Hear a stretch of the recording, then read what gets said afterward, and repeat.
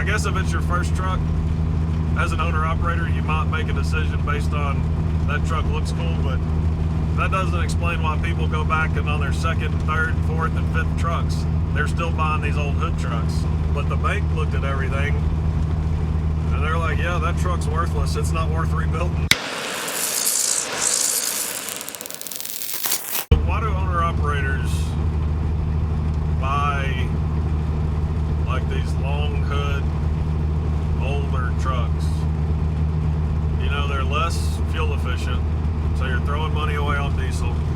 The sleeper berths in them, I mean, at least mine, I think all of them are just they're less comfortable than like a 579 or T680,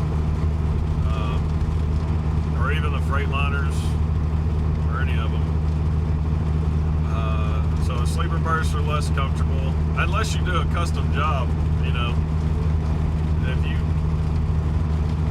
If you build out a custom sleeper for one of these, then yeah, of course you can have a great sleeper berth. But most of them are a little bit smaller than their aero cab or aero truck equivalents, and they're tighter to maneuver. They, you know, navigating around tight areas and shippers and receivers, so they're harder to, you know, they're harder to get into tight spaces. So I'm not sure why anybody would buy these. That's what I'm going to go over right now. Why I bought one, and why a lot of owner-operators end up buying these hood trucks.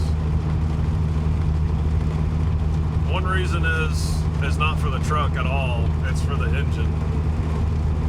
It was really Detroit that sold me on buying a truck with a Caterpillar. I had a Detroit in a Freightliner, and within 10 weeks, that truck had cost me over 30 grand. So I mean, I was my first truck as an owner-operator. I was stupid, I didn't really know what I was doing, but I saw this Freightliner had a DD15, it was a 2012, and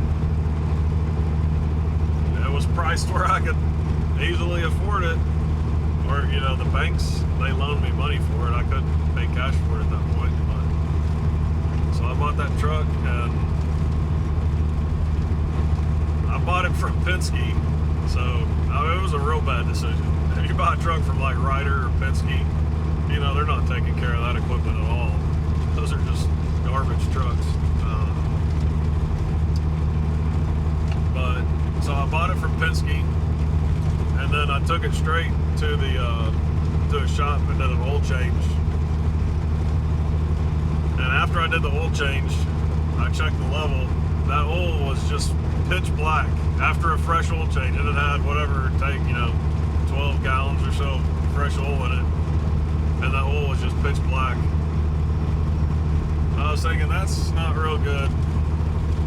So I think I did one load, and then I did another oil change after less than 1,000 miles,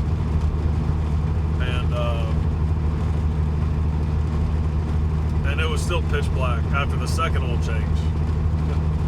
So two oil changes within 1,000 miles, and the oil is pitch black. That thing was just so packed full of carbon. So at that point, I had scheduled to, one of those local shops, I had scheduled to get the DPF cleaned. I just wanted to get everything looked through. Well, it didn't even make it to that appointment to get, you know, the DPF. I think they were going to make it and like clean it all out, or put a new one in, depending on what they found. But it didn't even make it. I was climbing a hill in West Virginia on that 470, you know, and the engine just destroyed itself. It was a DD15. It had all the DPFs and DEF, and just, it had everything, all that crap on it. DGR, SCR, so it wasn't worth doing a rebuild on. You know, I I wasn't gonna do an end frame on that engine. There's just no way I was gonna pay what they wanted to do that, to have an engine that's, I mean, it was a piece of junk. So, and the banks agreed with me. It's crazy that they, so I still owed the, you know, the full note. I just bought the truck, but the bank looked at everything and they're like, yeah, that truck's worthless. It's not worth rebuilding. The bank actually let me sell the truck while I still owed the note. Well, I mean, I owed, you know, I'd made like 2 payments. That was it. So they let me sell the truck and just pay, you know, they trusted me to just pay that note off over time. I think I had it financed over 3 years. Well, I ended up driving another Landstar like fleet owner. There's some fleet owners, at least a bunch of equipment on with Landstar, and then hire drivers. So I drove another guy's truck for like 10 months. So that DD15 wasted almost a whole year of my life. No, it did waste a whole year of my life, because it cost me 30 grand within 10 weeks, and then I spent 10 months paying the note off on a truck that I didn't even own. Well, during that 10 months, I spent a whole lot of time looking into these emissions systems. And so I learned I would never drive another truck with DEF or DPFs or EGRs. I mean, the EGR concept of they're pumping the exhaust back into the intake, into the engine. That's like sucking in your own farts. That's just not good for you, and it's not good for the truck. So I looked at a bunch of older engines, and I kind of settled on the 3406E or the series, that 12.7 liter Detroit. You know, I'd consider doing something like that, but I just had such a bad experience with Detroit and Caterpillar. Everybody had great things to say about the 3406Es, and I happened to find this. This isn't a 3406. This is it's a C15, but it's basically the same thing as a 3406E. Something's different about it. They might have changed I don't know, a few things. Maybe on the front structure of the gasket, I can't remember, but they're almost identical engines. And so that's the reason a lot of owner-operators will run older trucks, is just because of the engines, not for the truck itself. But as far as the hood trucks go, it's not because they look cool.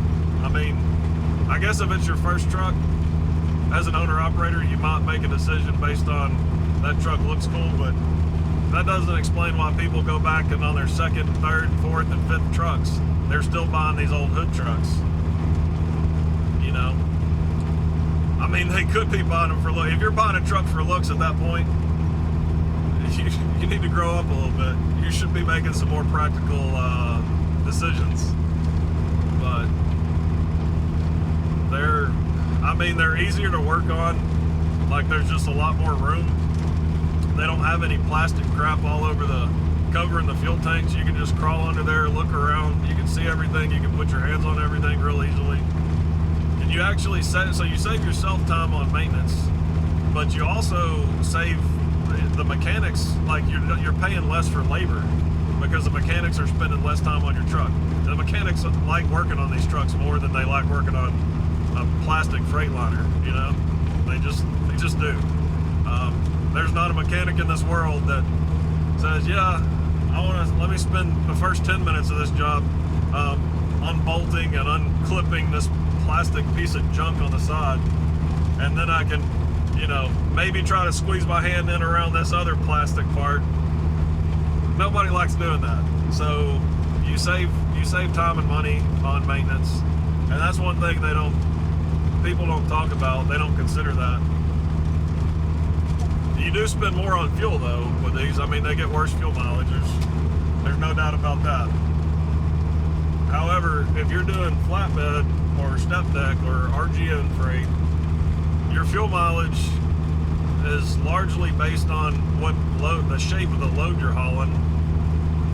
So if you're hooked up to a dry van or a reefer, then using one of these trucks doesn't make as much sense because you got that big box sitting behind you. But if I'm hauling a short load that doesn't even come up to the top deck, if it's on the bottom deck and it's a really short one, hell, I get 8, 9, 10 miles a gallon in this truck. If I got a really tall load, I get bad fuel mileage, but it's not all because of the front of my truck. It's because of the load that's on my trailer. And more so the shape of it, not all the weight. The weight the weight matters, but the size and the shape of it matters even more. But so they're easier to work on, and they hold their value more. Like if you want to, especially guys that if they do temporary work, like guys will run out in the oil field, they don't know if they're going to do it long term, or they just, they might do it seasonally. They'll buy a truck, then they know they're going to sell the truck. Well, anytime if you know you're going to sell it, these trucks hold their value way better than any of the plastic trucks. So, like this truck at one point, when I bought this truck in 2019, I paid just under 65 grand for it. At one point this was like COVID time frame, like pandemic stuff, when they were printing money and everything. I think it was probably, it was after that was done, but the money was still, the money was still in the system, and the interest rates were real low. It was probably 2022. I think that's when the market kind of peaked out. But at one point during 2022, I was looking around and I could have sold this truck for about 130 grand. And I just bought it a few years earlier for under 65 grand. So they hold their value. They're easier to work on. Most people would say they do look a little better. But, there's a lot of times when, I wish there was, that hood was 3 foot shorter, to navigate around some areas. But, you just get used to it.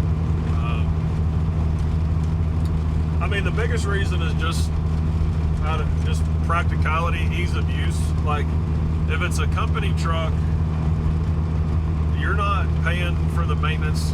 You might not even be doing the work on the truck yourself. You just have a phone number you call your dispatcher, tell them, hey, this broke.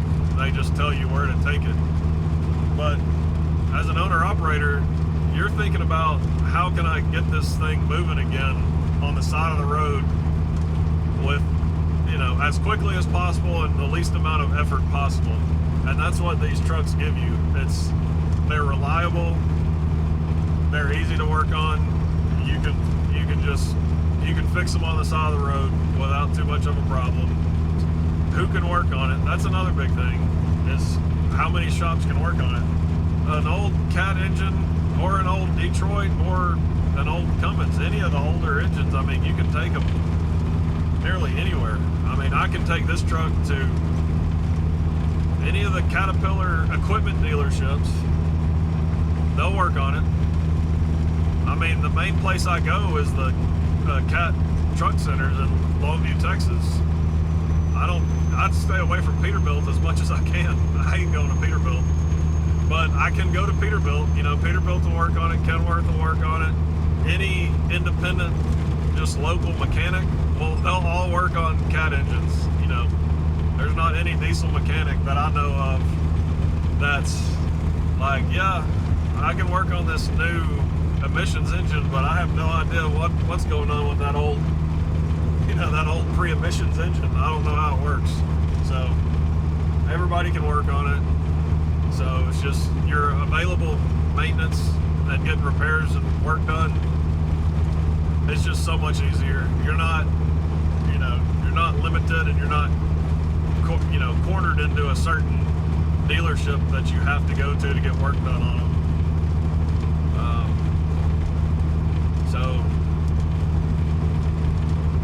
I'd say for the most part, that's why owner-operators buy them. If you drive a hood truck, let me know why you bought it. Was it for the looks, or you like the ease of working on it, the extra space, or the resale value? Or if you drive an aero cab or aero nose truck, if you drive a plastic truck, why do you drive it? I'm assuming it's for the fuel mileage. That would probably be the only reason. Or you're able to get it for a really cheap price. But yeah, what truck do you drive? Who do you let work on it other than yourself? I mean, I know if you're an owner-operator, everybody does a lot of work on them themselves. I do. I'd say I probably used to do more work on it than I do now. Now I'm a lot quicker to take it to somebody I trust. I used to try to save a lot more money by just doing things myself, but nowadays I've found it's like if somebody is a professional, they know what they're doing, and I can get something done right and get it done quicker and get back on the road faster, a lot of times that's a better option.